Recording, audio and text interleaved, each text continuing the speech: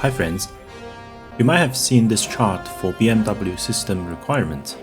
Let's spend some time to talk about its performance. All the testing results were from August 2023 live event. In that event, i7 13700F CPU and RTX 4070 Ti GPU can support ultra graphics settings at 4K, reaching 50 to 70 FPS in combat and 110 to 120 out of combat.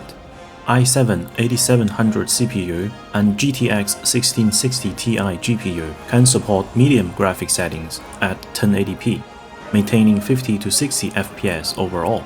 It wasn't clear for its console performance, but we do know it does not cap at 30 FPS on either platform, so the game may be possible to reach 4K 60 when released. The devs are still working on its optimization on Xbox Series S. That's why there is no pre-order option for Xbox platform yet. I have to emphasize that all these results were from 2023.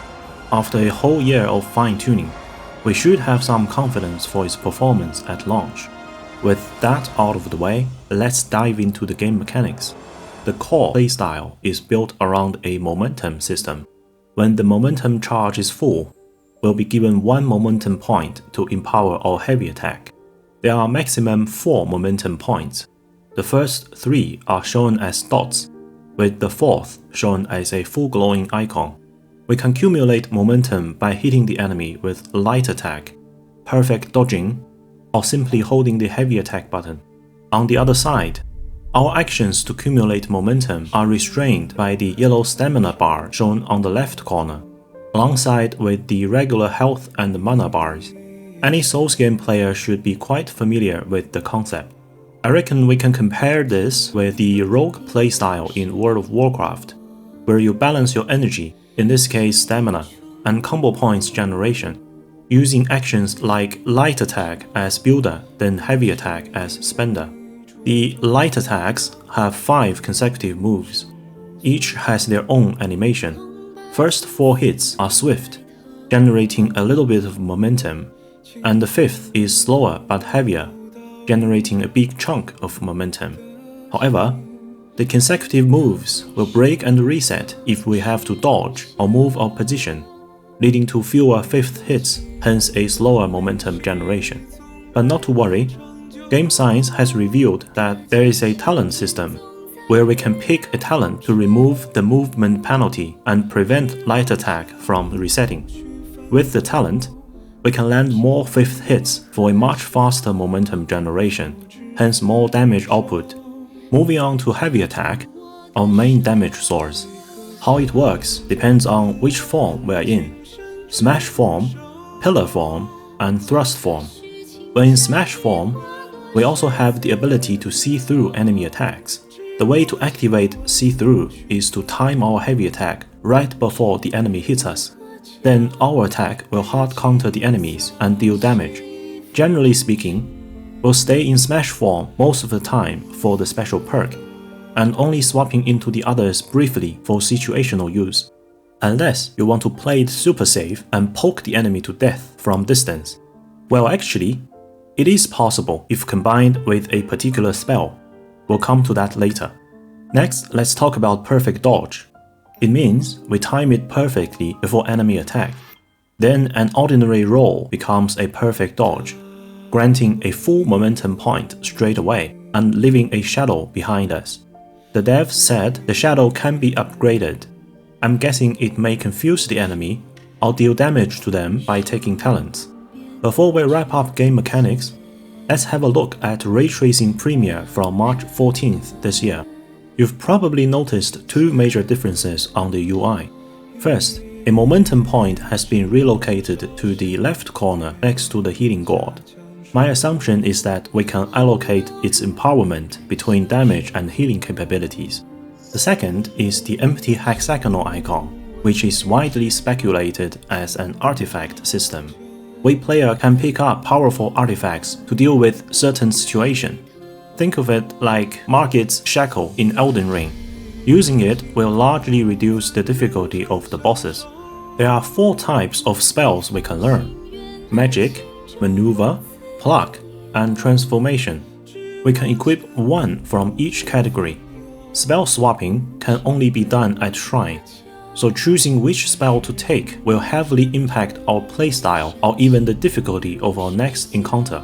Let's go through all the spells we've seen so far and their backstory in the novel.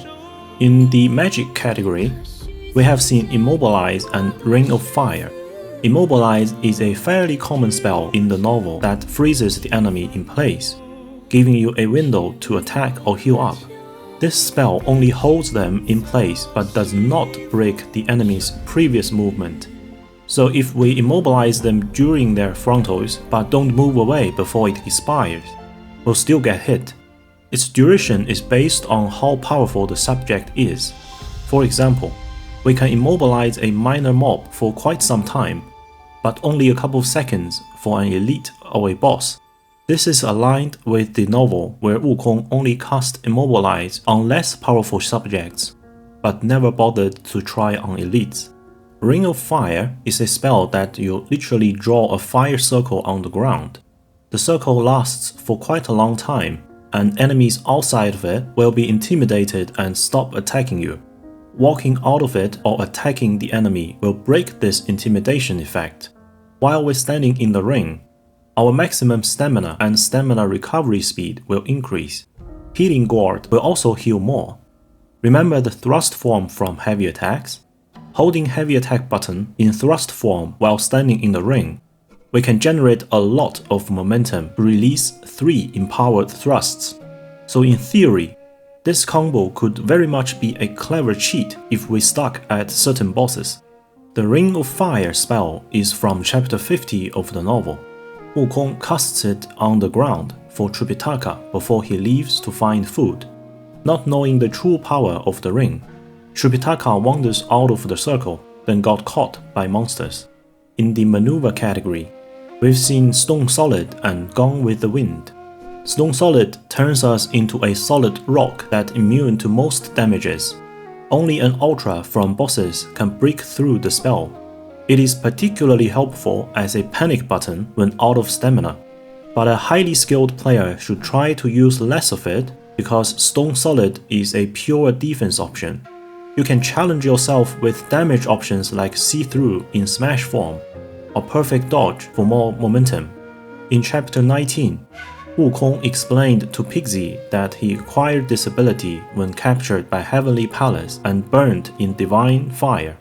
The Divine Fire could not harm Wukong, but instead gave him fairy eyes and diamond pupils, a bronze head and iron arms, meaning to see through all disguise, and Stone Solid as a permanent buff.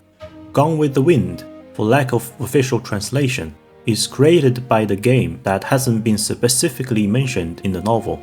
Basically, it works like invisibility and leaves a phantom to confuse the enemy. This gives us an edge to initiate or reset the engagement on all terms. However, an elite or a boss will recognize the phantom and attempt to find the real us. In the pluck category, we've only seen one spell so far, the Pluck of Many. We can pluck our monkey hairs and turn them into copies of us. The first appearance of this ability is from chapter 5 of the novel, when Wukong plucks a handful of hairs and turns them into himself to fight the heavenly gods. In chapter 90, 3 human princes were amazed by this ability and asked what it was. Wukong chuckled and explained that it was the magic of the body beyond the body. He has 84,000 hairs on his body.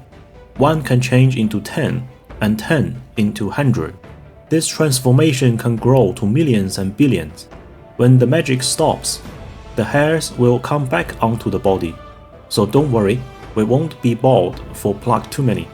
Lastly, we have transformation category.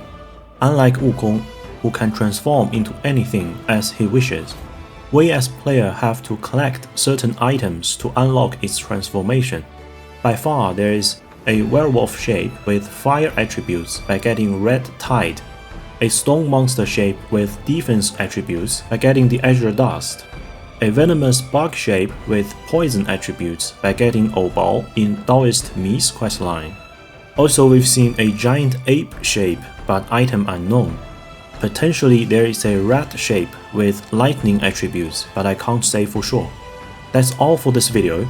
I hope you enjoyed it. If you do, consider like and subscribe. I'll see you in the next one. Ta.